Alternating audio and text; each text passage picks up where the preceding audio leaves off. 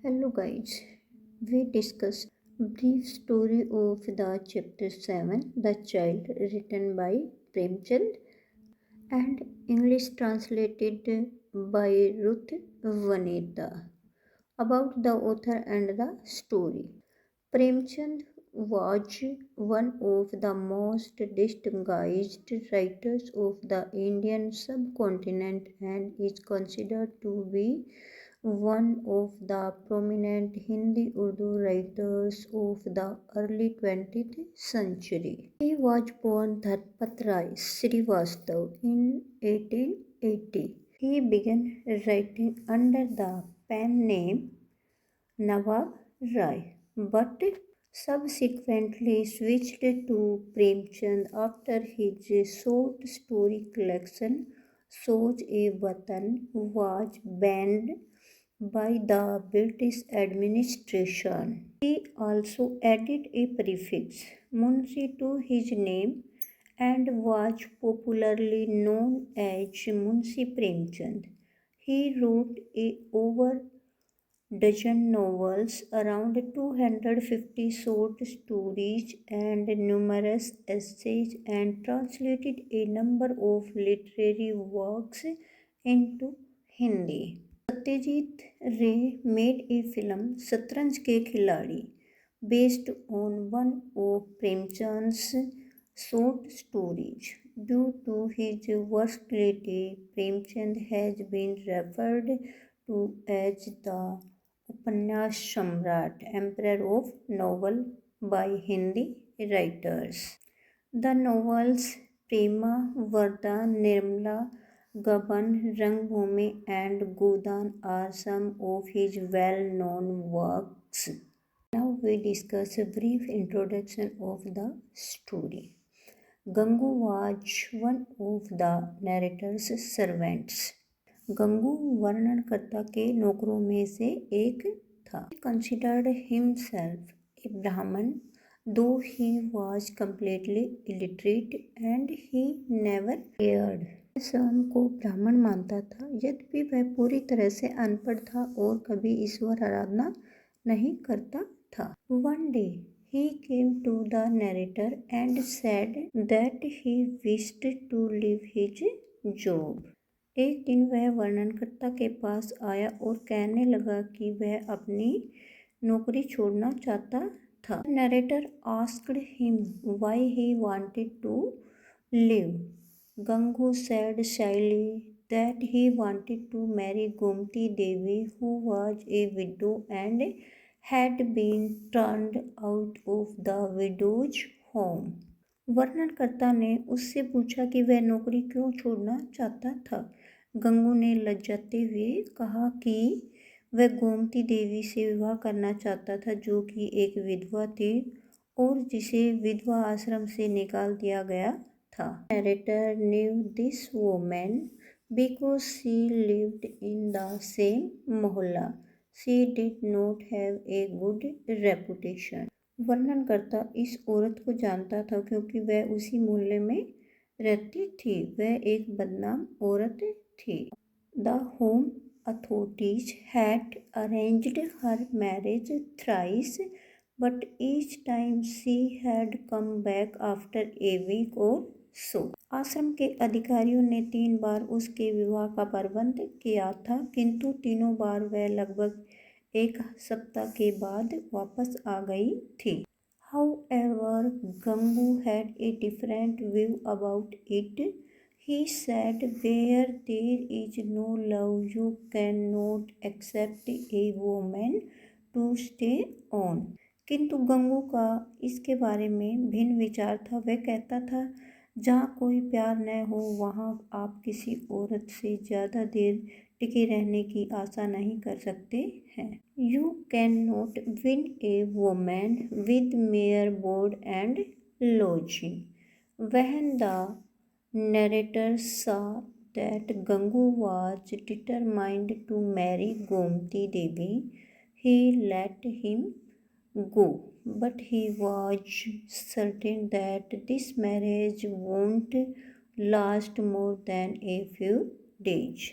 आप केवल रोटी खिलाकर और रहने की जगह देकर किसी औरत का मन नहीं जीत सकते हैं। जब वर्णनकर्ता ने देखा कि गंगू ने गोमती देवी से विवाह करने का निश्चय कर ही लिया था तो उसने उसे जाने दिया, किंतु उसे भरोसा था कि यह विवाह कुछ एक दिनों से अधिक नहीं निभेगा। Gangu started living with Gomti. He looked very happy and contented. But one day the narrator heard that Gomti had run away. He felt happy because he had been proved right. Gangu ने गोमती के साथ रहना शुरू कर दिया। वह बहुत प्रसन्न और संतुष्ट दिखाई देता था, किंतु एक दिन वर्णनकर्ता ने सुना कि गोमती भाग गई है। उसे प्रसन्नता हुई क्योंकि उसकी बात सच्ची साबित हो गई थी। When he saw Gangu, he looked completely shattered. Shattered होता है बेटा टूटना आदमी का। He said, whatever she might have been for other men, for me she was definitely a goddess. जब उसने गंगू को देखा तो वह पूरी तरह से टूटा दिखलाई दे रहा था। उसने कहा, वह अन्य आदमियों के लिए यद्यपि कुछ भी रही हो, मेरे लिए वह निश्चय ही एक देवी थी। I must have been at fault somewhere that she decided to live. The narrator felt that Gangu was a fool who still had his eyes closed. ऐसे ही मेरा कहीं न कहीं दोष रहा होगा जो उसने मुझे छोड़कर चले जाने का निश्चय कर लिया। वर्णनकर्ता ने महसूस किया कि गंगू एक मूर्ख था जिसने अब भी अपनी आंखें बंद कर रखी थी। He asked him to go and find out Gomti if he was so attached to her, and Gangu was at last able to find her out at the women's hospital in Lucknow.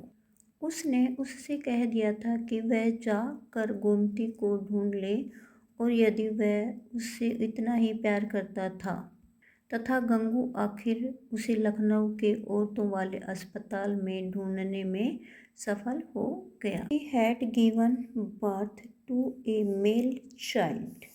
Gangu brought her back to his home.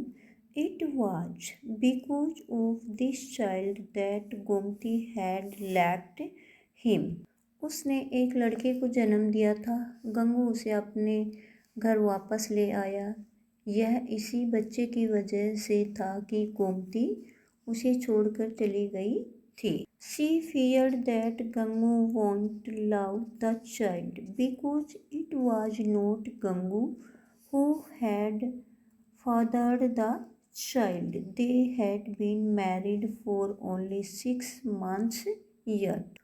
उसे संदेह था कि गंगू बच्चे से प्यार नहीं करेगा क्योंकि यह गंगू नहीं था जो उस बच्चे का बाप था। उसके विवाह को अभी केवल 6 महीने हुए थे। Gangu knew all this and still he had brought her back. His face was beaming with pride as he was carrying the child in his arms. Gangu यह सब कुछ जानता था और फिर भी वह उसे वापस ले आया था। उनका चेहरा गर्व से खिला हुआ था जब उसने बच्चे को अपनी बाहों में उठाया हुआ था। The narrator was surprised at Gangu's shamelessness, but Gangu said that he would love the child as his own. वर्णनकर्ता Gangu की निर्लजता पर हैरान रह गया, किंतु गंगू ने कहा कि वह बच्चे को अपने बच्चे के जैसा प्यार करेगा। The only important thing for him was that Gomti should love him. The narrator was deeply touched by Gangu's sentiments. He took the child from Gangu and kissed him. Then he went with him to meet Gomti at his house. के लिए एकमात्र महत्वपूर्ण बात यह थी कि गोमती उससे प्यार करे। वर्णनकर्ता गंगू की भावनाओं से गहरा प्रभावित हो गया। उसने बच्चे को गंगू से ले लिया और उसे चूम लिया। फिर वह गोमती से मिलने के लिए गंगू के साथ उसके घर चला गया। ये थी आपके चैप्टर 7 की ब्रीफ समरी।